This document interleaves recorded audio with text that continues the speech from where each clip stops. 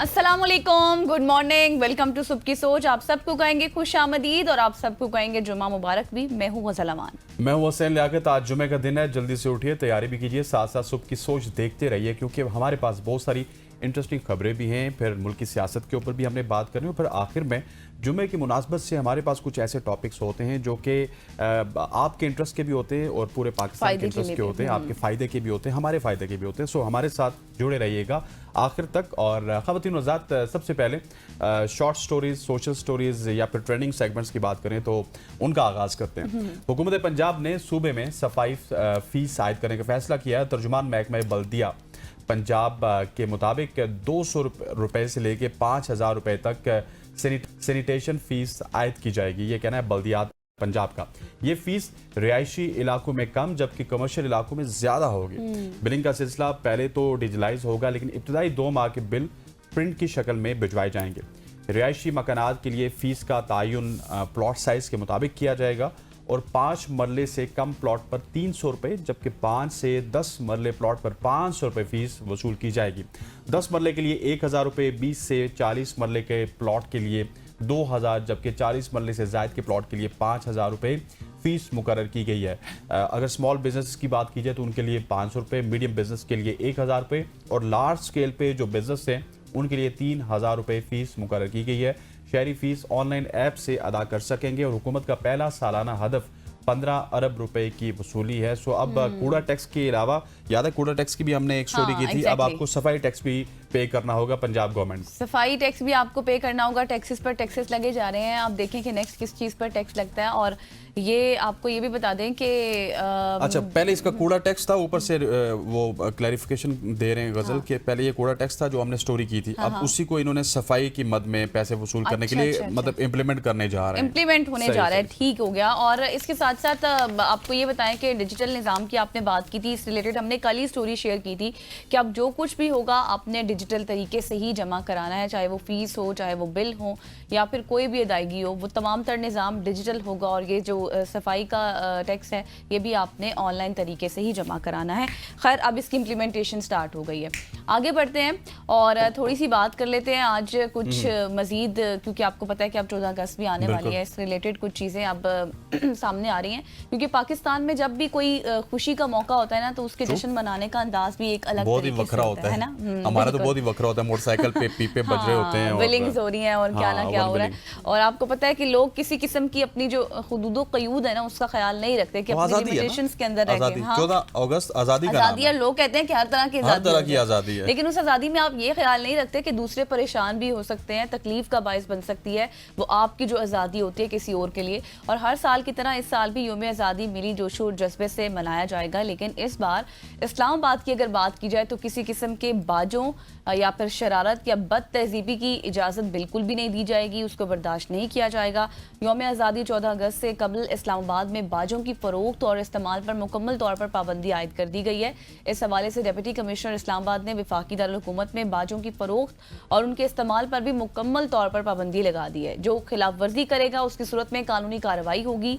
DC की जानिब से भी तमाम असिस्टेंट कमिश्नर्स और मजिस्ट्रेट्स को ये हिदायत की गई है कि इस्लामाबाद में लगाए जाने वाले तमाम स्टॉल से बाजों को जब्त कर लिया जाए और जितने भी अफसरान हैं फिल फोर फील्ड में निकलें और बाजों की फ़रोख्त के खिलाफ कार्रवाइयाँ यकीनी बनाएं। अच्छा, आज जब मैं सुबह आ रही थी ना तो मैंने भी स्टॉल्स काफ़ी सारे देखे हैं, लेकिन अब मैं जाते हुए ज़रूर देखूंगी कि उनमें बाजे हैं या नहीं। तो फिर आपने हमें आते हुए मंडे को बताना है कि बाजे हैं या नहीं है। लेकिन मैं सोचूं कि जब आप ये स्टोरी बताएंगे तो उसके ऊपर हम वन व्हीलिंग के ऊपर भी बात करेंगे। वो जो लड़के निकलते हैं एक पूरा कारवां लेके इस्लामाबाद के फैज़ाबाद, पिंडी के फैज़ाबाद ब्रिज से लेके इस्लामाबाद की फैसल मस्जिद तक, उस हवाले से भी कुछ खबर होगी। लेकिन सिर्फ बाजे नहीं, ये सब चीजें होनी चाहिए। ये सब चीजें इनको बैन होना चाहिए। आज़ादी का मतलब ये नहीं कि आप बाजों के साथ और वन व्हीलिंग के साथ, और उस वन व्हीलिंग में बहुत सारे लोग अपनी जान को जोखिम में डालते हैं और कुछ हादसात भी होते हैं। तो इन तमाम तर चीज़ों के ऊपर पाबंदी लगानी चाहिए। ख़वातीन व हज़रात, आगे बढ़ते हैं और आगे बढ़ते हुए बताते हैं आपको इंस्टाग्राम के हवाले से एक ज़बरदस्त फीचर इंस्टाग्राम ने मुतारिफ करवाया। ये फ़ोटो शेयरिंग प्लेटफॉर्म है इंस्टाग्राम, जिसने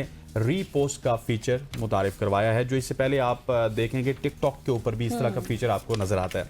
सार्फिन अब अपने दोस्तों की तस्वीर को रीपोस्ट कर सकेंगे। ताहम रीपोस्ट की जाने वाली तस्वीर सार्फिन की जो प्रोफाइल पर दिखती थी वहाँ पर नहीं देखी जा सकती, बल्कि प्रोफाइल पर मौजूद एक मखसूस हिस्से पर इन तस्वीर को देखा जा सकेगा। इसके अलावा अगर इंस्टाग्राम की बात की जाए तो इसमें एक और फीचर भी बहुत जल्द इस प्लेटफॉर्म पर मुतारिफ करवाने का इरादा है इंस्टाग्राम के जो मैनेजमेंट है, जिसको इस्तेमाल करते हुए सार्फिन रील्स को खोल सकेंगे और उसके बाद एक फीड सामने आएगी जिसमें सिर्फ उनके दोस्तों की फीड्स मौजूद होंगी। और इंस्टाग्राम के मुताबिक ये फीचर अमरीकी सार्फिन के लिए दस्तयाब है और आलमी सतह पर जारी किया जा रहा है। सो बहुत जल्द आपको ये पाकिस्तान में भी और दुनिया के जो दूसरे ममालिक हैं वहाँ पे भी इंस्टाग्राम की जानिब से ये फीचर भी नजर आ जाएगा। चले, अभी तो अमेरिका में है, अब जब पाकिस्तान में आएगा तो उस पर मजीद हम फिर बात भी कर लेंगे। हाँ, लेकिन ये है कि आपको ट्राई करके बताएंगे, क्योंकि रीपोस्ट वाला तो अभी भी होता है, बिल्कुल वो होता है। लेकिन ये है कि जिस तरह वो फीड्स वाली आपने बात की, उसमें सिर्फ आपके दोस्तों की फीड्स आएंगी, वो फिर आप स्क्रॉल करते जाएंगे तो देखेंगे कि कितना इंटरेस्टिंग होता है जब पाकिस्तान में आएगा। तो आगे बढ़ते हैं और अब तोते की बात करते हैं। और तोते इतने होशियार होते हैं कि वो उन्होंने गैंग्स को भी पकड़वा दिया। अच्छा, ये स्टोरी बड़ी इंटरेस्टिंग है, आप सुनेंगे तो आपको मजा आएगा। बातें करने वाले एक तोते ने मुनशियात के एक बड़े गैंग को रंगे हाथों पकड़वाया और एक जुमले से पूरी मुनशियात माफिया जेल पहुंच गई है। ये काफ़ी हैरानकुन वाकया था जब मैंने भी इसको रीड किया। तो बरतानिया का एक शहर है ब्लैकपूल में, वहाँ पर ये वाकया हुआ। पुलिस के मुताबिक इस तोते का नाम मैंगो था, जो ना सिर्फ बातें करता था बल्कि नशा बेचने के लिए जुमले भी दोहराता था। और मीडिया रिपोर्ट्स ये बता रही हैं कि हुआ कुछ यूँ कि पुलिस ने एक घर पर छापा मारा तो वहाँ से कोकेन हो गया, हेरोइन होगी, नकदी और फ़ोन बरामद हुए। इसी के साथ एक वीडियो भी मिली जिसमें गैंग लीडर रैडम गारंट ने दोस्त शेनन हेल्टन अपने तोते को एक बच्चे के सामने ये सिखा रही थी कि 2 for 20 यानी कि 2 चीज़ें 25 पाउंड में, ये मुनशियात बेचने का कोड था जो वो अपने तोते को याद करा रही थी। और असल कहानी तब शुरू हुई जब जेल में पहले से सजा काट रहे एडम ने सेल की तलाशी के दौरान कई मोबाइल फोन्स और वाईफाई राउटर्स भी मिले उनको। और इसके साथ साथ जब तफ्तीश हुई तो फिर पता चला कि वो जेल के अंदर बैठकर अपने 14 साथियों को ये हिदायत दे रहा था कि पुलिस को इसके नायब जो 7 लोग हैं, सिंधु, जैसन, ग्रनैड और दोस्त शेनन हेल्टन के घरों से मुनशियात, नकदी और मजीद सबूत भी मिले हैं। मजीद वीडियोस में हेल्टन और गार्नेट के दरमियान वीडियो कॉल्स के शवाहिद भी मिली, जिससे मुल्जिमान के खिलाफ मजीद घेरा तंग हो गया और उनके लिए झूठ बोलना मुमकिन नहीं रहा कि अब वो क्या बहाना बनाएं, किस तरह से बचे। बिलाखिर अदालत के सामने तमाम मुल्जिमान को एतराफ़ जुर्म करना पड़ा। क्या बात है, इस तरह के तोते होने चाहिए जो मंशियात के खिलाफ।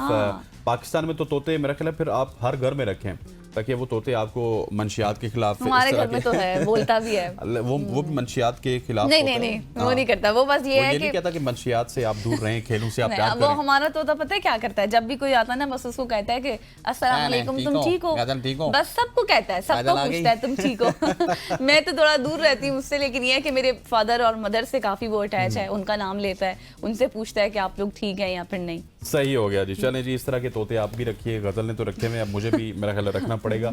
इसके ऊपर मैं मजीद बात इस वजह से नहीं करूंगा कि तोता मेरे पास है नहीं। अच्छा। ख़वातीन हज़रात, अब आगे बढ़ते हैं और सोशल मीडिया के हवाले से एक और खबर आपके साथ शेयर करते हैं। सोशल मीडिया पर एक नन्हे हाथी की अपनी माँ के साथ एक दिलचस्प वीडियो वायरल हो रही है, जो इस वक्त आपको हमारी स्क्रीन पे नजर भी आ रही है, जो हैरत अंगेज होने के साथ साथ इंसानों के लिए सबक आमोज भी है। सोशल मीडिया पर तेजी से वायरल होने वाली वीडियो में हाथी का बच्चा अपने अमल से इंसानों को जमीन को साफ रखने का दर्स दे रहा है कि अच्छा। इसकी आप उसकी तरह हम इंसान भी इस पर अमल करके अपनी धरती को साफ सुथरा कर सकते हैं। वीडियो में किसी जगह का नाम तो नहीं है, ताहम ये किसी यूरोपीय या फिर मगरबी ममालिक का मंजर लगता है। इस मुख्तसर वीडियो में देखा जा सकता है कि हाथी का नन्हा बच्चा अपनी माँ के साथ सड़क के फुटपाथ पर चल रहा है और इसी दौरान उसको फुटपाथ पर कचरा पड़ा दिखाई देता है और ये नन्हा हाथी नासमझ होने के बावजूद ही जिम्मेदारी का सबूत देता है और कचरा अपनी सूंड के जरिए फुटपाथ से उठाकर करीब रखे डस्टबिन में डाल देता है। ये मादा हाथी जब अपने बच्चे को पीछे मुड़कर देखती है तो करीब आने पर उस पर प्यार से अपनी सूंड फेरती है, जैसे कि वो बच्चे को इसके अमल पर शाबाश दे रही है। सो हमारे यहाँ अभी तक हम इंसानों में इतनी जिम्मेदारी नहीं है जो हमें यूरोपीय ममालिक में हाथियों में नजर आती है। अगर हमारे अंदर इतनी जिम्मेदारी होती तो शायद हम पे वो टैक्स ना लगता जिस स्टोरी को हमने स्टार्ट में शेयर किया है। So true, absolutely, you are spot on. बिल्कुल, एग्जैक्टली। तो जी ये आप थोड़ा सा ध्यान रखें, आपको पहली स्टोरी भी बताई थी वो इसी वजह से टैक्स लगा था, और अब भी देख लें कि किस तरह से हाथी का बच्चा सफाई का दर्ज दे रहा है। थोड़ा सा ख्याल रखें, ये आपके अपने लिए बेहतर है, एनवायरनमेंट के लिए तो बेहतर है, लेकिन आप भी उस एनवायरमेंटल एरिया में घूमते हैं, आपकी अपनी सेहत के लिए भी बेहतर है। आगे बढ़ते हैं। तो अक्सर ऐसा होता है ना कि जब आप बैठो और बैठकर जब खड़े हो तो चक्कर आते हैं आपको, मेरे साथ तो होता है, आपके साथ भी होता होगा समटाइम्स। अगर आपका पोस्चर खराब है तो फिर तो ज्यादा ही चक्कर आते हैं। बिल्कुल एग्जैक्टली। तो आज मैंने इसका पाँव पे सारा जोर रख के बैठे हो तो फिर तो अचानक जब आप खड़े हो जाते हो ना, तो आज जरा मैं इसकी रिसर्च लेकर आई हूं आपके पास। जी बिल्कुल, बताइए डॉक्टर साहिबा। कुछ अफराद को बैठने के बाद खड़े होने पर सर चकराने का सामना होता है, जबकि उनकी साथ ही साथ दिल की धड़कन की रफ्तार भी थोड़ी तेज हो जाती है, और ऐसे एक आर्जे पोस्टोरल आर्थोस्टैटिक टेकिकार्ड सिंड्रोम की वजह से होता है।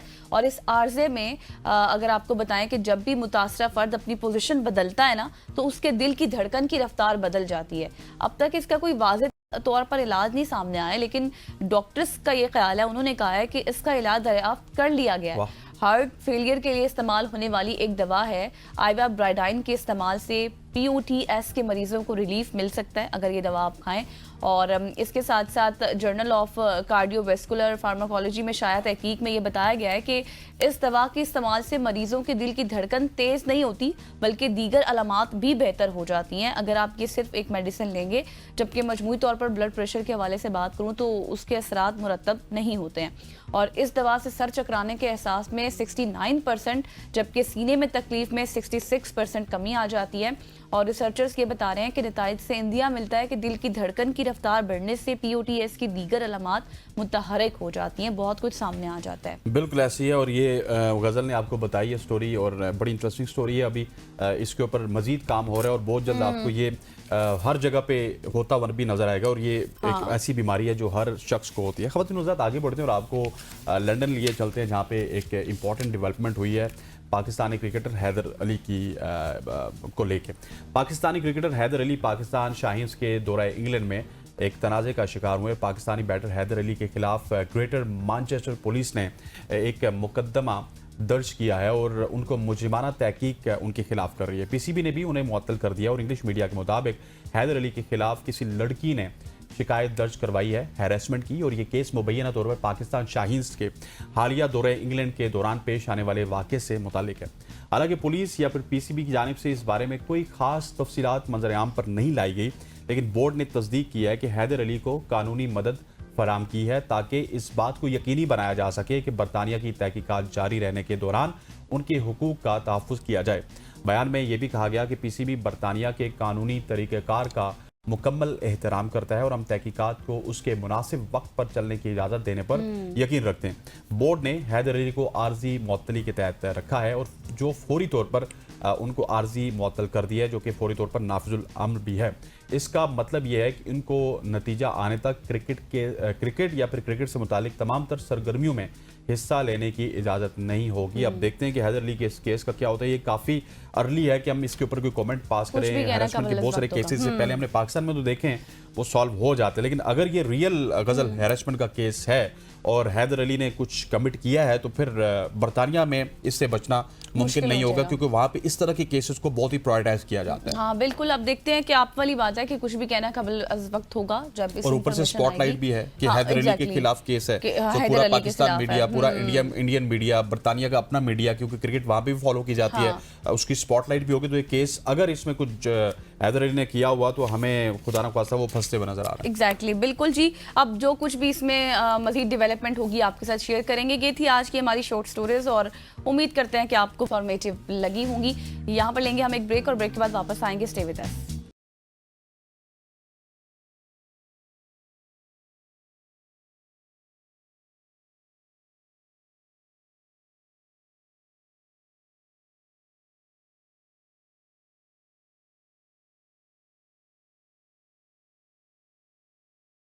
वेलकम बैक खवातीन हज़रात। अब हम एक अफसोसनाक वाक़े के हवाले से बात करेंगे। थाना सिविल लाइन के इलाके दस्तगीर चौक में 3 मोटरसाइकिल सवार डाकू ने थाना बम्बावाला की हदूद में लगे नाके पर फायरिंग कर दी, जिसके नतीजे में इफ्तिखार सिद्धू नामी पुलिस एहलकार शहीद जबकि नवीद नामी पुलिस एहलकार जख्मी हुए। पुलिस ने इन मुल्जिमान का ताक़ुब जारी रखा और राहवाली के करीब तीनों डाकू पुलिस मुकाबले में हलाक हो गए। आरपीओ तैयब हनीफ चीमा का कहना था कि शहीद होने वाले इफ्तिखार सिद्धू की कुर्बानी को रायगा नहीं जाने देंगे। इसी हवाले से आज हम इस सेगमेंट में बात करेंगे। बिल्कुल एग्जैक्टली, और इस पर बात करने के लिए मुदस्सिर बुखारी साहब हमारे कॉरेस्पॉन्डेंट हैं गुजरात, उनसे बात कर लेते हैं। मुदस्सिर, बताइएगा, एक तो जो जख्मी पुलिस एहलकार है उनकी कंडीशन कैसी है, और जो 3 डाकू हैं उनके हवाले से क्या कोई पेशरफ्त हुई है, उनको पकड़ा जा सका है? हाँ जी, ये जो अफसोसनाक वाकया है, ये सियालकोट पर वाकया एक चौक है दस्तगीर चौक, इसके करीब ही सेशन कोर्ट का भी वाकया है, और साथ साथ इसके करीब ही जो साबिक वफाकी वजीर है खुर्रम दस्तगीर, उनकी रैश भी है। और ये भी बताता चलूं, इस चौक का नाम भी खुर्रम दस्तगीर साहब के वाले साहब के नाम पर ही रखा गया था। यहाँ पे पुलिस अक्सर जो है नाका लगा के खड़ी होती है। कल एक अफसोसनाक वाकया हुआ कि वहां पे 3 मोटरसाइकिल सवार वहां पे आए और पुलिस वालों ने मशकूक जानकर उनको रोकने की कोशिश की, तो उन्होंने इस नाके के ऊपर जो है ना फायरिंग कर दी। इस फायरिंग के नतीजे में जो है एक बाबर नामी पुलिस कांस्टेबल है, वो उसको 3 फायर लगे और वो जख्मी हो गया, जिसको फौरी तौर पर अस्पताल में मुंतकिल किया गया। जो पुलिस की टीमें हैं उन्होंने उन डाकुओं का ताक़ुब करना शुरू कर दिया, और वो डाकू जो है वो तेजी के साथ गुजरांवाला की हदूद से निकलकर डस्का की हदूद के अंदर दाखिल हो गए, जहां पे पहले से ही एक और नाका जो है थाना बम्बा वाली पुलिस ने लगाया हुआ था। उन डाकुओं ने उस दूसरे नाके ऊपर भी जो है पुलिस मुलाजमीन के ऊपर फायरिंग कर दी, जिसके बदकिस्मती से जिसके नतीजे में जो है इफ्तिखार सिद्धू नामी जो एक कांस्टेबल थे, हेड कांस्टेबल थे, वो शहीद हो गए, और नवीद नामी एक कांस्टेबल थाना बम्बा वाली की दूध में लगाए गए नाके में भी जख्मी हो गया। इसके बाद पुलिस ने उन डाकुओं का ताक़ुब जारी रखा, और बुखलाहट का शिकार होने की वजह से वो डाकू दोबारा से फिर जो है गुजरांवाला की हदूद में दाखिल हो गए, और राहवाली के करीब जो है पुलिस ने उन डाकुओं को घेर लिया। उसके बाद जो एसएसपी ऑपरेशन है यहाँ पे तारिक साहब, उन्होंने बड़ी दलेरी और जुर्रत का मुकाबला करते हुए इस सारे ऑपरेशन को लीड किया और डाकुओं को साथ मुकाबला किया, और डाकुओं को जो है वो हलाक कर दिया गया। यहाँ पे मैं आपको ये भी बताता चलूं कि इन डाकुओं का तल्लुक जो है वो नौशहरा विरका के इलाके में बताया जाता है।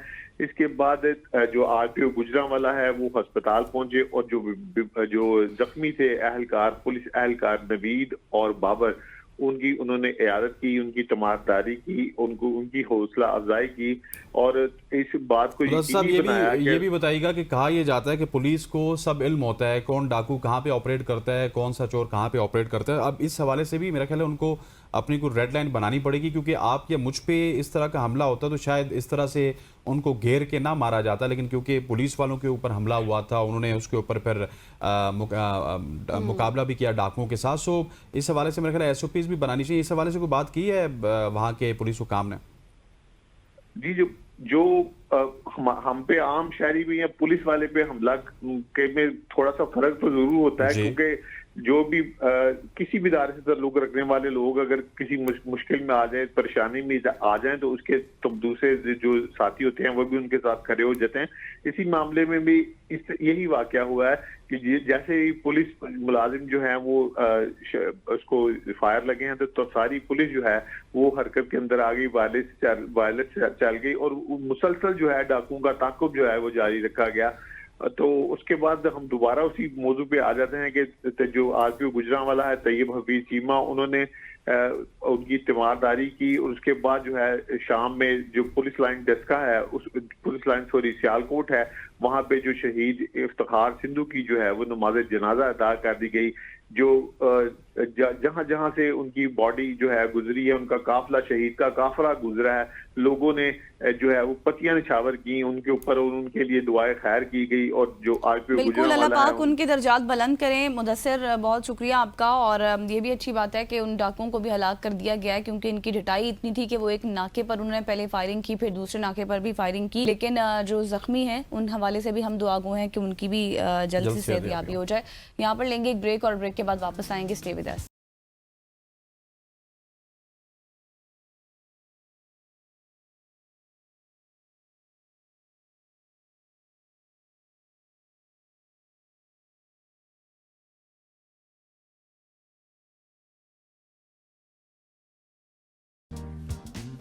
वेलकम बैक ख़वातीन वज़ात। अब पाकिस्तानी सियासत के हवाले से बात करेंगे, पाकिस्तानी मईशत के हवाले से बात करेंगे, क्योंकि सियासत के साथ मईशत जुड़ी है, मईशत के साथ सियासत जुड़ी है। इसी पे बात करने के लिए हमारे साथ मौजूद हैं इसार राना साहब, पॉलिटिकल एनालिस्ट हैं।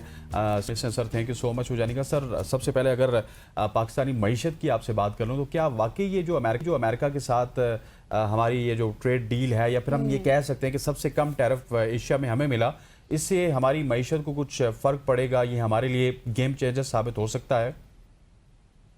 चले, क्योंकि आपका सुबह का है तो जरा अच्छा आपको एक लतीफे से आगाज करता हूँ। एक शेर ने ना शिकार किया और उसके 3 हिस्से बनाए और सारे जानवर को इकट्ठा करके कहा कि देखें जी, पहला हिस्सा तो इसलिए है मेरा है कि मैं जंगल का बादशाह हूँ, तो ये हिस्सा मेरा है।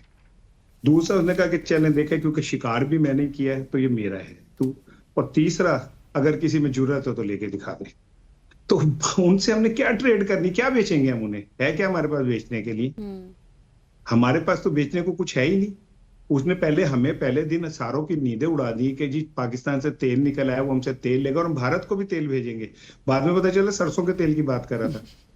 और पता चला कि अब आपने 7 समुंदर पार जाके सऊदी अरब, यूएई सबको क्रॉस करके अमेरिका से जाके तेल खरीदना है और वो हमने उनसे लाके यहाँ बेचना है या इस्तेमाल करना है।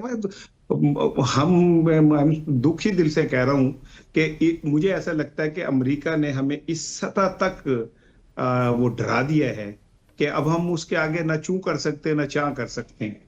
अदरवाइज हम एक्सपोर्ट क्या कर रहे हैं उसको, जो हमें कोई असर पड़ेगा, और जो बेचारे थोड़े बहुत कर रहे हैं वो भी रह जाएंगे।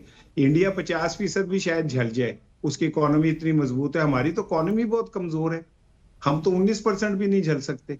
तो मैं बस यही कह सकता हूं कि भाई ट्रेड, कौन सी ट्रेड? या तो वो कोई हमसे कहे हाँ जो मिनरल्स की बात है वो सीधा कहे। सर आपने ये बात बड़ी दुरुस्त की कि हमारी जो इकोनॉमी है, हमारी इकोनॉमी बहुत ज्यादा कमजोर है। अगर इंडिया की बात करें तो वो तो फिर भी सह जाएगा, लेकिन हमारी इकोनॉमी बहुत ज्यादा कमजोर है। थोड़ा सा आगे बढ़ते हैं क्योंकि वक्त कम है। मुझे ये बताएं कि नेपरा की जानिब से बिजली 1.89 रुपए फी यूनिट सस्ती करने की भी मंजूरी दी गई है। नेपरा की इस तिमाही एडजस्टमेंट, ये अवाम को कितना रिलीफ इससे मिल सकता है आपका? मुझे तो इस तरह के रिलीफों से भी डर लगता है। पिछली दफा शहबाज शरीफ साहब ने 7 रुपए कम किए थे और फिर हमें हर फोन पे उनको सुनना पड़ता था उनकी ऑडियो, और बाद में पता चला कि जी 7 रुपए से ज्यादा तो फिर टैक्स लग गया उस पर। और पेट्रोल आलमी मंडी में उसकी कीमत देख लें और हमारे यहाँ देख लें। तो मुझे ऐसा लगता है कि चूंकि लोगों ने अपनी मदद आपके तहत सोलर बहुत ज्यादा कर ली है, तो आईपीपीज वाले जो है ना वो बेचारे अब वेले होते जा रहे हैं और हुकूमत के पास शायद अब इतने पैसे नहीं रहे कि वो उनके लाड पूरे कर सकें। बिल्कुल ऐसी। अच्छा सर, थोड़ा सा सियासत पे बात करते हैं, वक्त थोड़ा सा कम है। मुझे बताइएगा कि बड़ा इंपॉर्टेंट है, जराये के मुताबिक 27वीं आईनी तरमीम भी अब पाइपलाइन पे है और दिसंबर तक ये तरमीम मुतवक्के हैं, क्योंकि नवंबर में बाहर के इंतखाबात होने, हुकूमत चाहती है कि वहाँ पे भी उनके अपने लोग आएँ। सो इस हवाले से भी हम बात करेंगे आपसे इसी सवाल से, लेकिन यहाँ पे वक्त हो जाता है एक शॉर्ट सी कमर्शियल ब्रेक। ब्रेक के बाद इसका जवाब जानेंगे। स्टे विद अस।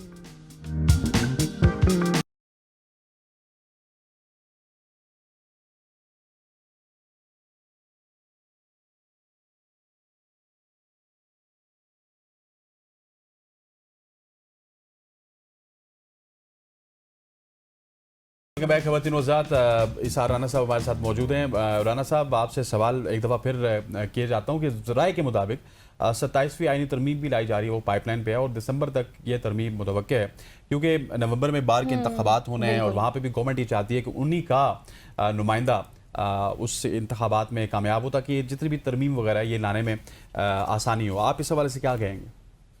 भाई अगर उनके बंदे ना भी होंगे तो तरमीम हो जाएगी। आपने तो ऐसे कह रहे हैं जैसे पार्लियामेंट का वाकई कोई भरम है, कोई वो है।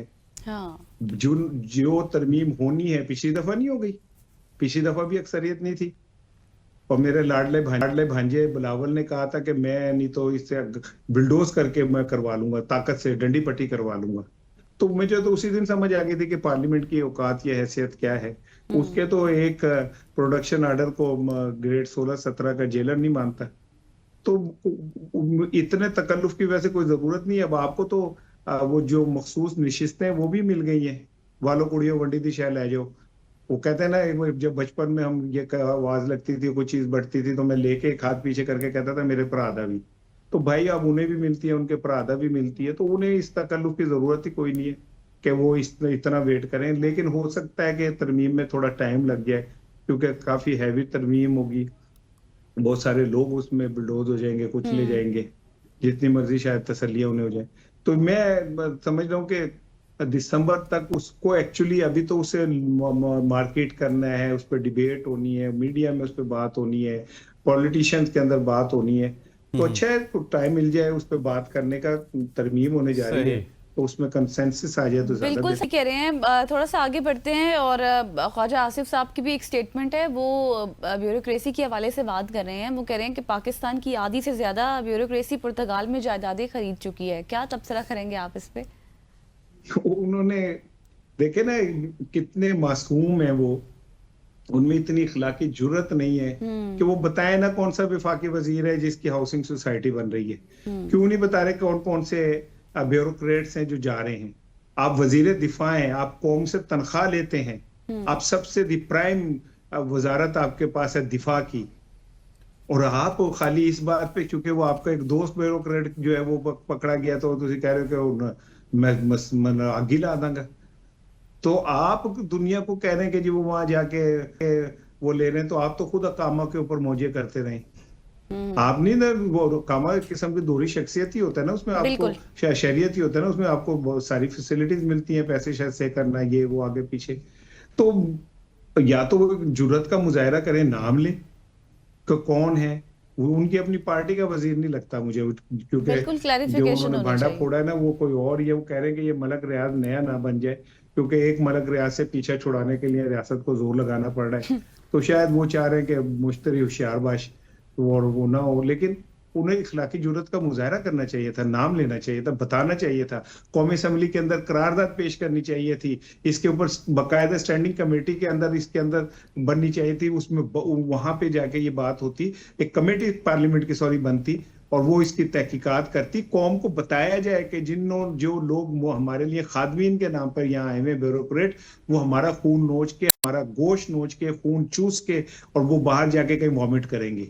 तो पता चलना चाहिए हमें कि वो इसार राना साहब, मुझे ये बताइएगा कि नकवी साहब के तो बयानात आते नहीं है, लेकिन वज़ीर मुमलिकत बराए दाखिला तलाल चौधरी साहब आजकल पाकिस्तान तहरीक इंसाफ पे बड़ी कड़ी तनकीद कर रहे हैं और उनको दहशतगर्दों के साथ मिला रहे हैं और कह रहे हैं कि ये चाहे जितनी भी तनकीद कर ले, नेशनल एक्शन प्लान के ऊपर कार्रवाई होकर रहेगी। क्या एक वफाकी वजीर को इस तरह का बयान देना चाहिए और इससे मेरे ख्याल सियासी कशीदगी मजीद बढ़ेगी?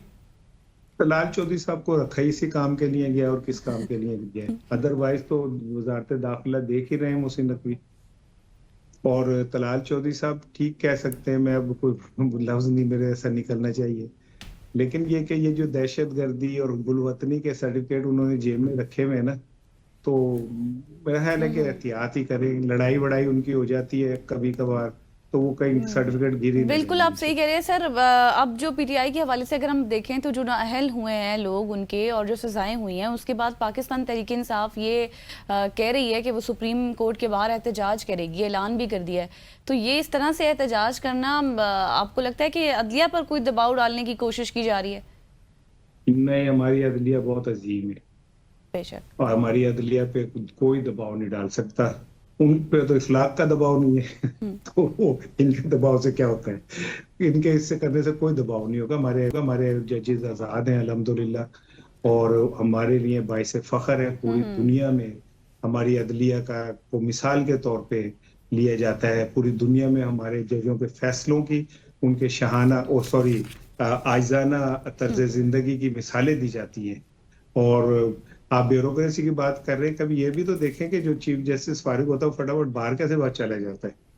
तो ये मुल्क लोगों ने चलाना है जिन्होंने अपने ओहदों और हुकूमत छोड़ने के बाद साहब आखिर में मुझे बताइएगा, चेयरमैन तहरीक इंसाफ जो कि सिर्फ कागजी चेयरमैन ही है, बैरिस्टर गौहर साहब, वो कह रहे हैं कि ज़िमनी इलेक्शन के से मुतालिक पहले बानी चेयरमैन पाकिस्तान तहरीक इंसाफ के साथ बातचीत करेंगे। एक बार फिर ये जो ज़िमनी इलेक्शन है इसके ऊपर भी हमें लग रहा है कि पाकिस्तान तहरीक इंसाफ उसी तरह से मुबम पॉलिसी के तहत आएगी। बिल्कुल ठीक कह रहे हैं। जो लोग इमरान खान को इस तरफ लेके आ रहे हैं ना कि आप बाइकाट कर दें, वो उनके दुश्मन हैं। वो एक स्पेस जो पीटीआई को मिल सकती है इस इलेक्शन में, अपने बयानिए की, मजलूमियत की, धांधली की, देखें जी ये हो रहा है, हाँ ऐसे नहीं हो रहा, वो सारा मौका वो आ देंगे। और माजी में मोहतरमा बेनजीर भुट्टो ने भी क्या कहते हैं 1985 में ये गलती की, इमरान खान ने भी एक दफा गलती सही। की। तो जो ट्रेन मिस कर देता, ट्रेन किसी का बिल्कुल ऐसे, इंतजार स्पेस नहीं छोड़ करता। दे। रखिएगा। सही हो गया। थैंक यू सो मच इसार राना साहब, आप हमारे साथ मौजूद थे और जो मुल्की सियासत में आप देखें कि रोज़ बरोज़ कोई ना कोई ट्विस्ट आता है, उस रिलेटेड बात कर रहे थे। स्टूडियो में हमारे ज्वाइन कर चुके हैं इस वक्त पाकिस्तान से रिलेटेड, तो आपने तमाम तर मामला सुने। अब इंटरनेशनली पाकिस्तान क्या हालात हैं, पाकिस्तान की क्या पोजीशन है, उस पर बात करने के लिए हमें ज्वाइन कर चुके हैं मिस्टर अब्दुल रहमान साहब, सदर Pak media journalist forum. Thank you so much for your time. सुन तो लिया आपने पाकिस्तान के हालात, थोड़ा सा ये भी बता दें कि सेंट्रल एशिया के कैसे ताल्लुकात हैं पाकिस्तान के साथ। Thanks for having me in the program. आपका शुक्रिया, ABN का शुक्रिया। सेंट्रल एशिया के पाकिस्तान के साथ ताल्लुकात माजी में कुछ अच्छे नहीं रहे मुख्तलिफ ममालिक के साथ। सेंट्रल एशिया से थोड़ा बढ़ के एक कदम आगे अगर बात करें तो रशिया के साथ भी कोई माजी में अच्छे ताल्लुकात नहीं थे।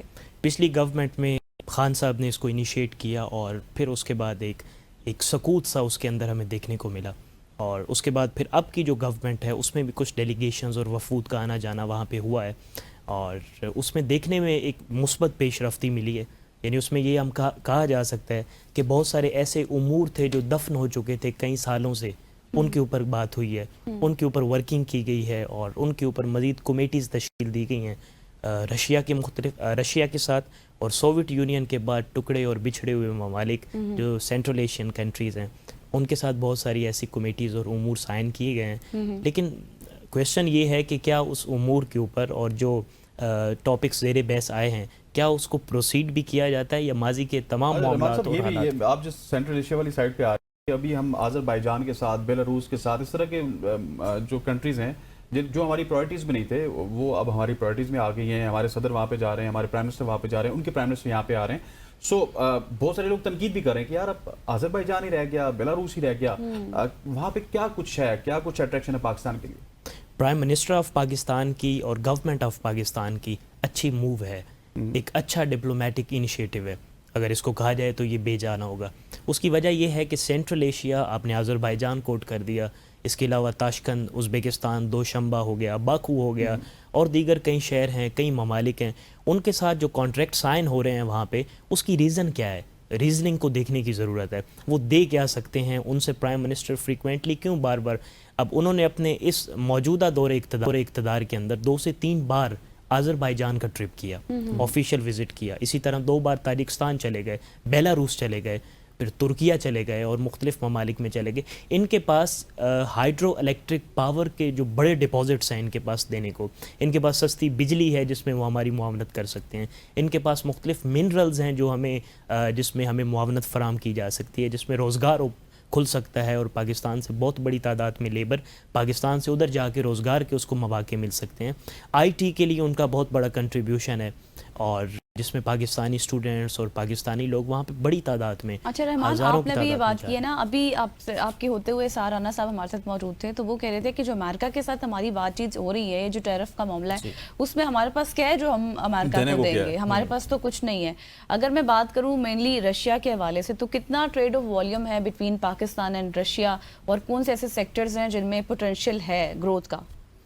कुछ ऐसे मिनरल्स हैं, कुछ ऐसे डिपॉजिट्स हैं उनके पास जो वो हमें दे सकते हैं। जैसे मैंने अभी जिक्र किया पिछले सवाल में, जवाब में मैंने बताते हुए कि वहाँ पे उनके पास ऐसे डिपॉजिट्स हैं और वो सस्ती बिजली मुहैया करते हैं अपनी पब्लिक को, वहाँ पे रोज़गार के मौके हैं।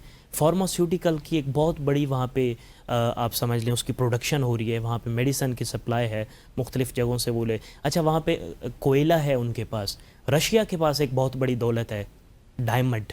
उसके बाद कज़ाकिस्तान के पास इसी तरह गोल्ड है, उज़्बेकिस्तान के पास है, एग्रीकल्चर है इनके पास जहाँ पे मुख्तलिफ अजनास ये उगाते हैं, उसमें राइस है, ग्रेप्स हैं, हनी है। अच्छा। और बहुत सारी चीज़ों की यहाँ पे डेवलपमेंट्स होती हैं, ग्रो होता है यहाँ पे करते हैं, तो ये बहुत सारे ममालिक को बाहर देते हैं जिससे वो ज़र मुबादला कमा के अपने मुल्क का एक रेवेन्यू अच्छा जनरेट करते हैं। अच्छा रहमान साहब, मुझे लास्टली ये बताइएगा कि बहुत सारे लोग हैं जो कि ये समझते हैं, इंटरनेशनल परसेप्शन भी है कि पाकिस्तान के रशिया के साथ अच्छे ताल्लुकात नहीं है, लेकिन ये परसेप्शन काफ़ी हद तक कम भी हुआ। अब ऐसे हेड ऑफ स्टेट्स हैं जो वहाँ पे जा चुके हैं। सो आप वहाँ पे रहते हैं, परसेप्शन आपको ज़्यादा बेहतर पता होगा, और रशिया के साथ पाकिस्तान के जो ताल्लुकात हैं क्या ये हकीकी मानों में बेहतर हो रहे हैं? हकीकी मानों में बेहतर नहीं हो रहे। टू बी ऑनेस्ट अगर मैं ये कहूँ तो बेजाना होगा। उसकी रीज़न ये है कि माजी में कमेटीज़ बनाते हैं, MOU साइन होते हैं, लेकिन उसको प्रोसीड नहीं किया जाता कभी भी। वहाँ पे हुकूमतें जाती हैं और उनके पास बहुत कुछ है देने को। जब MOU साइन करते हैं वहाँ पे डेलीगेशंस आते हैं। अब मैं हाल ही में एक सिर्फ चीज़ को कोट करते हुए ताकि मेरी बात की वजाहत हो जाए, एक वीक पहले उस पाकिस्तान ने PIA ने अनाउंस किया कि हम बहुत जल्दी ताशकंद के लिए डायरेक्ट फ़्लाइट्स जो हैं वो शुरू करने जा रहे हैं, और ये अनाउंसमेंट 2 माह पहले भी हुई। इस अनाउंसमेंट को देखते हुए उज़्बेकिस्तान की जो गवर्नमेंट है, इसी तरह अज़रबैजान की जो गवर्नमेंट है, उन्होंने डायरेक्ट फ़्लाइट्स इस्लामाबाद और लाहौर के लिए शुरू कर दी। तो इन्होंने दूसरी बार अनाउंस किया तो उन्होंने हफ्ते में 2 दफ़ा शुरू कर दी। तो इनके ऐलान और अनाउंस करने के ऊपर वो हफ्ते में 2 या 3 बार अपनी फ़्लाइट्स को पाकिस्तान के लिए शुरू कर देते हैं, लेकिन PIA की सिर्फ अभी तक अनाउंसमेंट्स ही हैं। यहाँ पे क्वेश्चन ये है कि जो आप अपने मुल्क के अंदर आपकी अपनी चीज़ है जिसको PIA है, आपका अपना असासा है, एसेड है, वो आप उन मुल्कों के साथ उसका ही तबादला करने को तैयार नहीं है, तो आप उनको अपना जो खेलों का सामान है, स्पोर्ट्स है, ऑरेंज है, हमारे पास राइस है, हमारे पास बहुत सारी ऐसी चीज़ें, हमारा पोटैटो स्पेशली वहाँ पे सेंट्रल एशियन कंट्रीज़ में और रशिया में जाता है, हमारे पास है बहुत कुछ देने को। जब हमने ही इनिशिएट नहीं करना और सिर्फ सामने वाला जो हमारा जो फ्रीक है हमने उसी से अच्छे की तवक्को रखनी है, तो फिर किस तरह डिप्लोमेटिक स्टेटस एग्जैक्टली आपने बिल्कुल दुरुस्त बात की कि एक साइड से कुछ भी नहीं होता, आपको दोनों जगह से ही स्टेप्स लेने चाहिए। Thank you so much Abdul Rahman for your time and for coming. यहाँ पर लेंगे एक ब्रेक, चूँकि हमने असद पर भी बात की है और पाकिस्तान के जो सेंट्रल एशिया के साथ मामलात हैं, जो ताल्लुकात हैं, जो ट्रेड वॉल्यूम है, उस पर भी बात की है। यहाँ पर लेंगे एक ब्रेक और ब्रेक के बाद वापस आएंगे, हमारे साथ रहिएगा।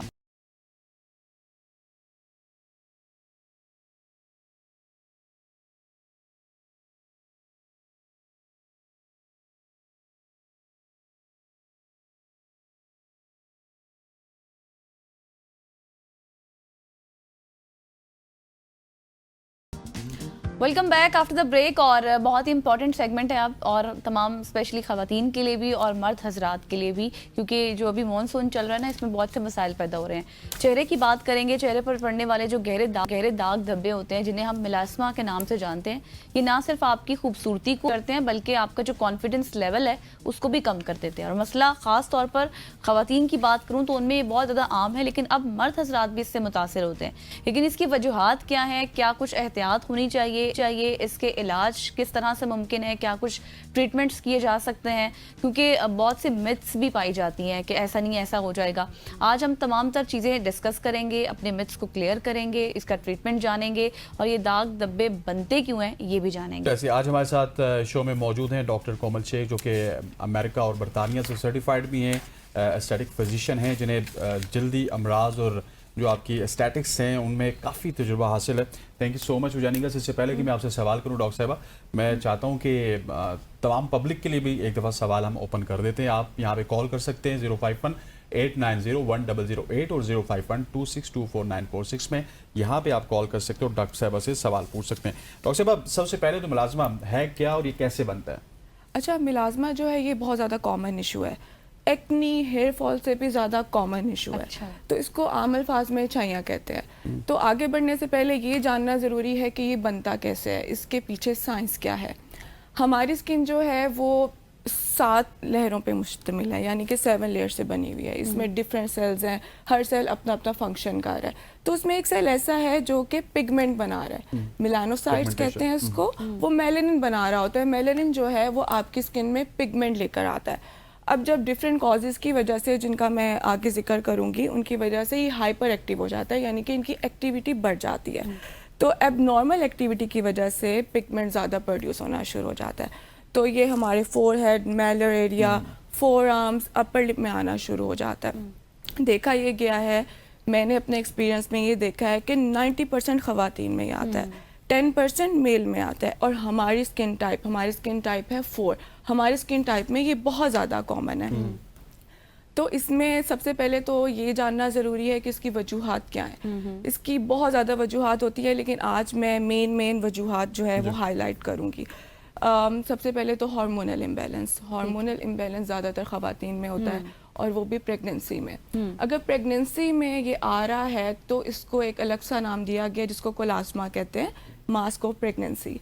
ईस्ट्रोजन, प्रोजेस्टेरोन ये बढ़ जाता है। जब ये बढ़ जाता है तो आपकी स्किन में जो रिसेप्टर हैं मेलेनिन के ऊपर जो पड़े हुए हैं वो हाइपर एक्टिव हो जाते हैं। जो यंग ख़वातीन हैं, बच्चियां हैं, PCOS की इशू की वजह से, हार्मोनल इम्बेलेंस की वजह से उनमें ये आना शुरू हो जाता है।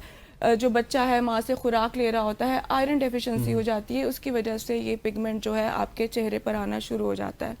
इसके अलावा जेनेटिक्स, 50% जेनेटिक्स का रोल है, यानी कि मेरे पास जो भी आ रहे हैं उनमें ये हिस्ट्री होती है कि मेरी अम्मी को था, मेरी दादी को था, मेरी नानी में था, तो उनमें भी ये चीज़ें आना शुरू हो जाती है। लेकिन उनमें भी ट्रिगरिंग फैक्टर होता है, कहीं ना कहीं हार्मोनल इम्बेलेंस चल रहा होता है। सही। एंड इसके बाद जो है डिफरेंट मेडिकेशंस है। अगर किसी को थायराइड का इशू है, थायराइड में भी हाइपोथायराइडिज्म, एंटी थायराइड थेरेपी पे जो होता है उनको ये पिगमेंटेशन आना शुरू हो जाती है। उसमें इसको पैराडॉक्सिकल हाइपर पिगमेंटेशन कहते हैं, जो कि फॉर द टाइमिंग आती है लेकिन कुछ अरसे के बाद खुद गायब होना शुरू हो जाती है। मेरे पास जो एक मेन सवाल आता है कि किसी डाइट का ताल्लुक है, नहीं, किसी डाइट की वजह से ये नहीं आता है। ठीक है। एंड इसके बाद जो है मोस्ट इम्पॉर्टेंट सन एक्सपोजर। अच्छा, उसमें सनलाइट में भी सन के लाइट के भी डिफरेंट जो है वो स्पेक्ट्रम्स होते हैं, तो उसमें अल्ट्रा वायलेट रेडिएशन जो है, ठीक है कोमल, सॉरी टू कट यू, हम यहीं से स्टार्ट करेंगे। कॉलर हैं हमारे साथ हिना लाहौर से। हिना, अपना सवाल कीजिएगा। अस्सलाम वालेकुम। वालेकुम सलाम। मैम, मेरा आपसे सवाल था कि मेरी स्किन बहुत ज़्यादा ड्राई है, तो क्या उस पे रिंकल्स जल्दी आ जाते हैं या ऑयली स्किन पे जल्दी आ जाते हैं, क्या डिफरेंस क्या है? अच्छा, रिंकलिंग जो है वो एक टोटल नेक्स्ट मतलब डिफरेंट प्रोसीजर है। ठीक है। जो ड्राई स्किन होती है और जो ऑयली स्किन होती है, ऑयली स्किन में ज़्यादातर एक्नी आती है। ड्राई स्किन में अगर आपका एपिडर्मल बैरियर डिस्टर्ब है तो 30 के बाद अगर आप अपनी प्रॉपर स्किन केयर रूटीन पर शिफ्ट नहीं हो रहे हो तो कोलेजन कम होने की वजह से रिंकलिंग आना शुरू हो जाती है। तो उसमें आपने एक प्रॉपर स्किन केयर रेजिम पे शिफ्ट होना होता है। ड्राई स्किन के लिए ये है कि आपने हाइलुरोनिक एसिड सीरम है उस पर शिफ्ट होना है, सन ब्लॉक लगाना है, नाइट में आपने रेटिनॉल शुरू करना है। रेटिनॉल भी आपने 0.03% से शुरू करना होता है, वंस अ वीक। देन आपने 2 days in a week, then आप उसको एवरी नाइट लगाना शुरू कर देंगे, वो भी आप 0.03, देन 0.01, 0.1 एंड 0.2%। इससे रिंकलिंग आपकी खत्म हो जाती है। इससे आपकी मेंटेनेंस हो जाती है। देखिए, एजिंग को तो आप नहीं रोक सकते ऑब्वियसली, तो उसमें होता है कि जब आप मेंटेनेंस पे चले जाते हो अपने, सहारा हो जाता है। हाँ, तो वो चीज बूढ़े नहीं हो रहे, so you can age gracefully. अच्छा, लास्टली मैं आपसे पूछूंगा कि आप ये बताइए कि ये जितने भी हमने मुलाजमा के हवाले से बात की है, क्या लाइफस्टाइल में चेंजेस होनी चाहिए, किस तरह से हम इससे जान छुड़ा सकते हैं? ट्रीटमेंट वगैरह। अच्छा, लाइफस्टाइल मॉडिफिकेशंस में सबसे पहले तो अपना स्ट्रेस मैनेज करें। स्ट्रेस मैनेज में ये होता है कि जब आप स्ट्रेस लेते हैं तो हमारी बॉडी जो है उसमें एक हार्मोन रिलीज होता है कॉर्टिसोल, वो भी इन रिसेप्टर्स को हाइपर एक्टिव कर देता है, जिसकी वजह से पिगमेंटेशन आना शुरू हो जाती है। अब इसके पीछे भी जेनेटिक्स का रोल होता है। इसके अलावा आपने अपनी डाइट में एंटीऑक्सीडेंट ज़रूर इंक्लूड करने हैं। उसमें vitamin A, vitamin C, vitamin E, vitamin B12, इसके या तो सप्लीमेंट्स ले लें या फिर अच्छी फूड लें। उनमें ये है कि नट्स ले लें, बेरीज ले लें, एवोकाडोस ले लें, और जो है ग्रीन लीफी वेजिटेबल्स, इनका इस्तेमाल बहुत ज़्यादा बढ़ा दें। वाटर इनटेक जो है वो अच्छा रखें और सन ब्लॉक लगाना ना भूलें। ठीक हो गया। अच्छा, एक कॉलर है हमारे साथ, इकरार अहमद पेशावर से हैं। इकरार साहब, अपना सवाल कीजिएगा, डॉक्टर साहिबा हमारे साथ मौजूद हैं। अस्सलाम वालेकुम मैडम। जी वालेकुम अस्सलाम। मैडम, मेरा क्वेश्चन ये है कि मुझे एलर्जी हुई है, तकरीबन 2 महीने हो गए। मैंने बहुत ये एलर्जी के मेडिसिन इस्तेमाल किए हैं लेकिन कुछ फायदा नहीं होते। बहुत से ये स्किन स्पेशलिस्ट के पास भी गया हूँ और सारे दिन इरिटेशन होती है, तो उसका जरा ट्रीटमेंट बताएं। अच्छा, ये एलर्जी आपको किस जगह पे? जी, ये आपने जो बताया फेस डॉक्टर पे साहब आपकी एलर्जी? फेस पे एलर्जी है? जी नहीं, सिर्फ फेस पे है, मेरे सिर्फ फेस पे है। ठीक हो गया। अच्छा, तो मैं आपसे ये पूछना चाहूँगी कि ये एलर्जी आपको रहती है या फिर आती है, किसी एक्सपोजर की वजह से आती है? आपकी काम की नौयत क्या है, आप की जॉब क्या है, क्या करते हैं आप? मैडम, मैं तो बाहर मजदूरी करता हूँ, ये दिहाड़ी वगैरह करता हूँ। ठीक है। अच्छा, आपको दमा का इशू तो नहीं है? दमा तो नहीं रहता पूरी स्किन? नहीं, दमा सिर्फ इरिटेशन होती है। जब मैं सूरज में निकलता हूँ तो इरिटेशन होती है, जैसे सूरज नहीं होती है सूरज में निकलने से। ठीक है, तो उसमें ये होता है कि आपकी बॉडी में दाने थप्पड़ वगैरह तो नहीं बन जाते? नहीं मैडम, कोई दाने नहीं है, सिर्फ सिर्फ खारिश होती है, सिर्फ रेड हो जाता है और इसके एलर्जी होती है और खारिश होती है। अच्छा, तो उसमें आपने प्रिवेंशन की तरफ जाना है। आपने धूप में जाने से पहले मॉइस्चराइज़र लगाना है सबसे पहले, जहाँ जो मतलब सन एक्सपोज जो एरियाज है, फेस हो गया, आपका जो आर्म्स हैं, फोर आर्म्स है, नेक है, आपने सबसे पहले फेस वॉश करना है, आपने मॉइस्चराइज़र लगाना है। मॉइस्चराइज़र लगाने के बाद, यानी मॉइस्चराइज़र भी आपने थिक लेयर वाला जिसमें सेरामाइड्स होता है, उसके आधे घंटे या 1 घंटे के बाद आपने सन ब्लॉक लाजमी लगाना है। और सन ब्लॉक भी फिजिकल सन ब्लॉक जिसमें जिंक ऑक्साइड है, टाइटेनियम डाइऑक्साइड है। इसके अलावा आप इस जो है ये चीज़ें करें, और फिर भी अगर आपको इससे आराम नहीं आ रहा तो आप जो नियरबाई डर्मेटोलॉजिस्ट है उसके पास सही हो गया। बिल्कुल इकरार साहब को उनका समझ आ गई होगी कि उन्होंने क्या करना है। थैंक यू सो मच कोमल, आपका आप आई। इस टॉपिक में बहुत कुछ था करने वाला, चूंकि वक्त की कमी थी, इतना कुछ तो कवर नहीं हो सका। यहाँ पर लेंगे एक ब्रेक और ब्रेक के बाद वापस आएंगे। स्टे विद अस।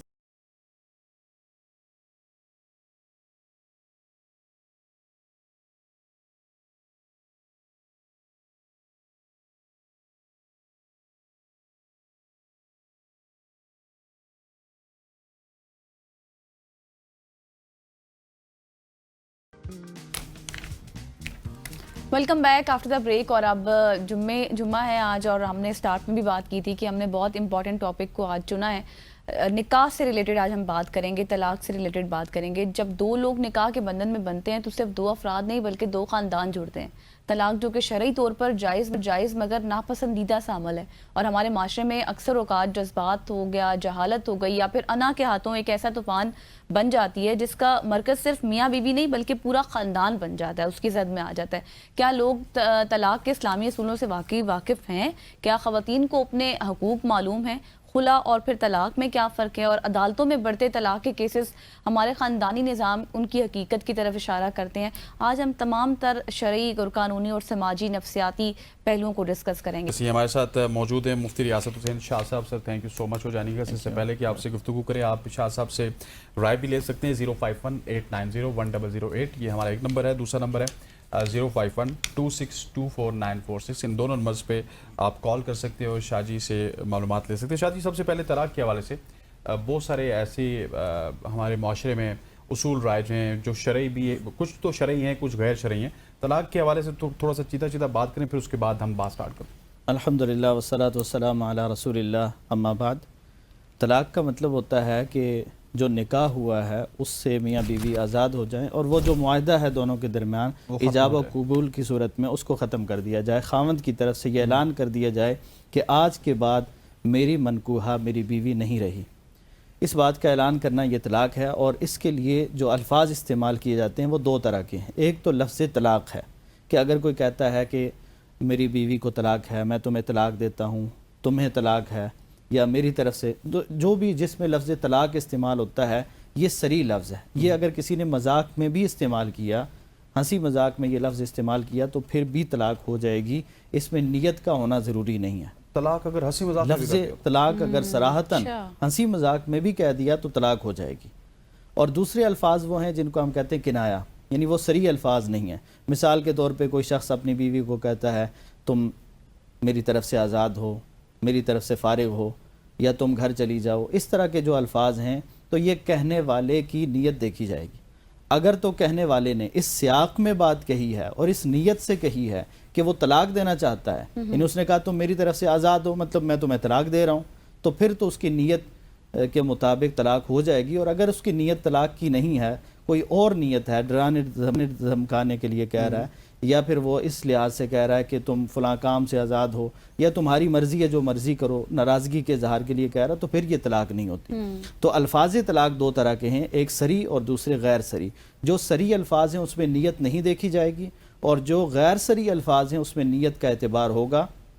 अगर कहने वाला ये कहता है कि मेरी नीयत तलाक की नहीं थी तो वो फिर तलाक नहीं होगी।